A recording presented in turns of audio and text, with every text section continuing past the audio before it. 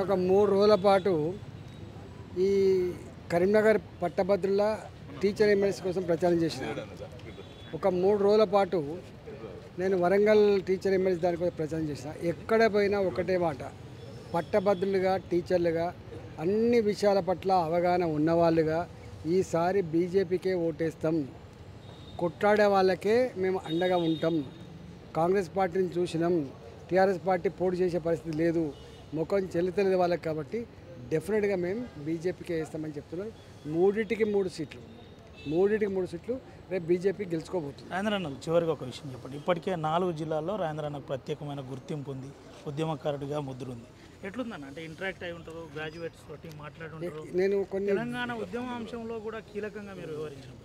నేను నారదాస లక్ష్మణరావు అప్పుడు ఎన్నికలప్పుడు నేనే ఉంటాను. అదే అనేక ఎన్నికలు చూసిన ఎమ్మెల్సీ. అప్పటి రెస్పాన్స్ మళ్ళీ ఇప్పుడు కనబడ్డది. అప్పటి రెస్పాన్స్ మాకు అప్పుడు పైసలు లేవు, మాకు ఇంత శక్తి లేదు, ఇంతమంది మనుషులు లేరు, ఎవ్వరు లేరు. ఫోన్ చేస్తే ఎత్తమన్నారు, గెలిచినాం మేము పట్టభద్రుల నియోజకవర్గాన్ని. స్వామిగౌడ్ అప్పుడు ఎన్నికలప్పుడు కూడా అప్పుడు ఉద్యమం ఉవ్వెత్తున లేచింది కాబట్టి గెలిచినాం. మళ్ళీ ఇవాళ నేను కొన్ని వేల మంది, అప్పుడు ఎవరున్నా నేనే ఉంటుంది, కొన్ని వేల మందిని ఫోన్ చేసిన. అటువైపు టీచర్లు కావచ్చు, ప్రైవేటు కాలేజీల యజమాన్యాలు కావచ్చు, ఇక్కడ అన్ఎంప్లాయ్మెంట్ యూత్ కావచ్చు, ఎవరిని అడిగినా ఒకటే, అన్న ఇంకెవరికి ఇస్తామన్నా బీజేపీకి ఇస్తాం. ఇది వాళ్ళ నినాదం. చివరిగా విషయం చెప్పండి. ఉద్యమకారులను అందరినీ ఈటల రాజేందర్ మాట్లాడే ప్రయత్నం, తీసుకొచ్చే ప్రయత్నం, కన్విన్స్ చేసే ప్రయత్నం, బీజేపీలో జాయిన్ చేయించే ప్రయత్నం జరుగుతుందా లేదా? ఈటల రాజేందర్ అంటే ఒక ఉద్యమకారులే కాదు, ఈటల రాజేందర్ అంటే పొత్తుల సర్ది, అన్ని వర్గాల అన్ని పార్టీల నాయకులకు నేను ఫోన్ చేస్తే అన్న మంచిదంటోడే తప్ప ఎందుకు నీకు ఓటేయాలంటోడు ఇంతవరకు లేడు.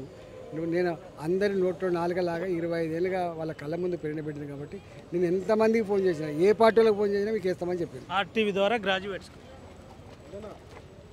పట్టభద్రులారా, టీచర్లారా, సామాజిక స్పృహ ఉన్నవాళ్ళుగా, ప్రజలకు మార్గదర్శనం చేసే బాధ్యత ఉన్నవాళ్ళుగా, దిక్సూచిలాగా నిలిచేవాళ్ళుగా రేపటి భవిష్యత్తు కోసం, రేపటి మన భవిష్యత్తు కోసం భారతీయ జనతా పార్టీని గెలిపించాలని చెప్పి వినమ్రంగా విజ్ఞప్తి చేస్తాను.